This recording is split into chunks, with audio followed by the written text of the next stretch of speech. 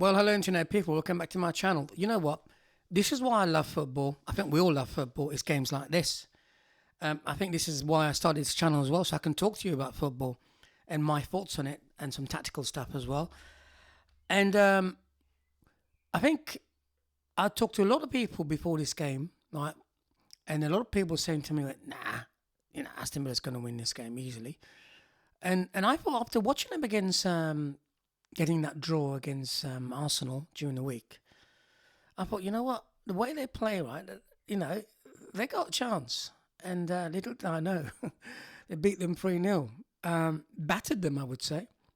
So, the two teams. Formation on paper, for Villa, it's a 4-2-3-1.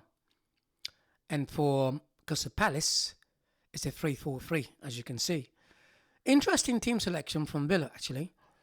McGinn on the left-hand side. The back four is the same team that played against Man City. He brought Tielemans in to play alongside Kamara in midfield, which is where Tielemans normally play. Essentially played the 10 and Rodgers on the right-hand side, and then McGinn on the left, and then Watkins centre forward.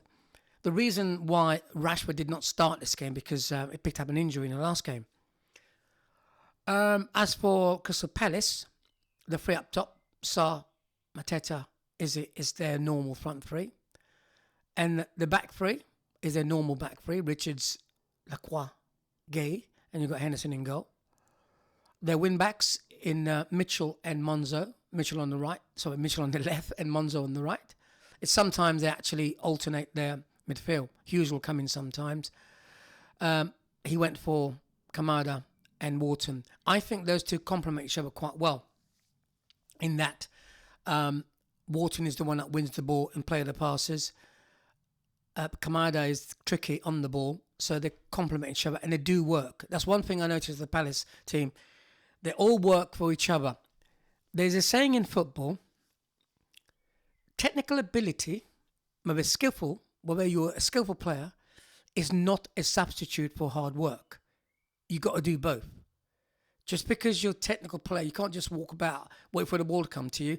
No, you work as a team, lose possession, get back in position.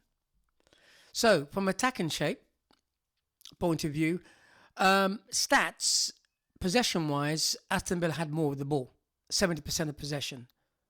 Crystal Palace had 30%.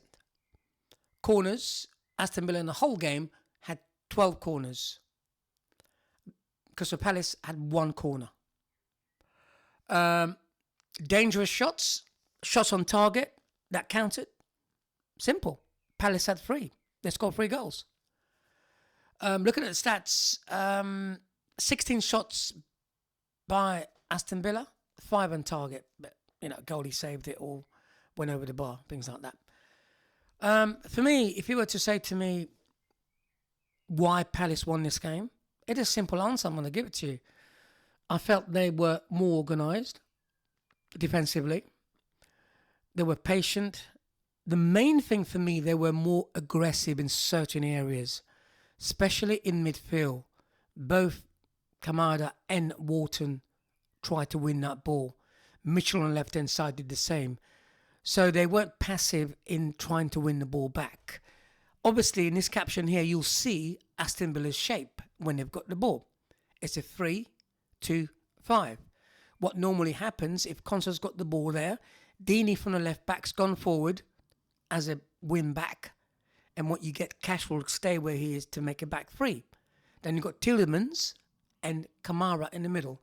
So what Sarr, Mitchell and Nize are doing, they're trying to stop the ball being played in between the lines. So whatever the tactic is, if say the ball goes from Konsa to either Torres or Cash, say it goes to Cash, what Eze will do, he didn't do it a lot. I would have thought in this situation his body position would be so he'd force the ball back to Konsa. If Mateta closed down, he can go either way. If he forces the ball to Torres, then Sarr will jump on him and force the ball back inside. They're stopping them playing the ball forward. And they did that quite well. They didn't get aggressive until such time the ball got in their half. Until such time Aston Villa got that ball in their half to make it hard. And if you look at yellow cards, right, I think 3 yellow cards for Crystal Palace.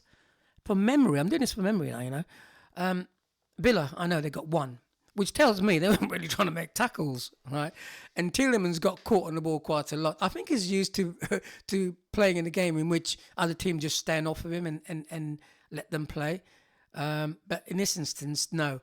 Man of the match, Sarr was man of the match because he got 2 goals. Not far behind him was Eze. It's funny because Eze was interviewed and said, man of the match has been given to Sarr, and he said he'll give it to him when he sees him inside. For me, and I think for everyone else out there, the man of the match has to be Wharton. He was superb, winning the ball back and passing that ball. And what he did, he doesn't... there's a new word coming in now. Take a risk with the ball, okay? Play risky passes. He doesn't do that. He does it in the final third. He'll do a risky pass in the final third, but he won't do it if it's in midfield. And he wins the ball back. He's on you straight away, And I know he gets booked because he wants to win that ball back. He'll just dive in and try to win it. He does win the ball back. And I think for me, he was the outstanding midfield player. You put the 2 teams together, is a man that stood out. And also the reason why Palace won this game, they played as a team. Every one of their players, Palace players, knew exactly what they had to do. And they did it, carried out. When you got teams playing, I don't like doing players rating, okay? But I'm going to do this in this instance because I thought Palace were spot on. I'll give him a 9. Because when you got Sarr being a 9, you got Mateta, maybe a 10. You got Eze with his goal, maybe a 10. You got Wharton, give him a 10.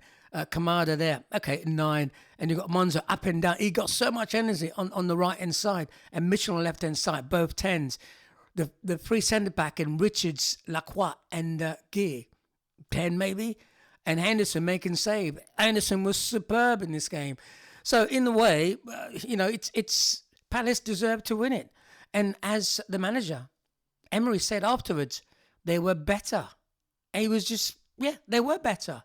Anyway, that's it from me. Peace. Oh, before I go, the final, I'm in neutral, okay? I like Forest as well, and I like City. But I would like to see, for me, if Forest, the phone just went then, if Forest, I'll leave this in, I'm going to take it out. If Forest and Palace final, what sort of game are we going to get? Because they both play on the counter, both play on transition. That will be interesting. Anyway, that's just a thought. See you on the next one. Peace and out.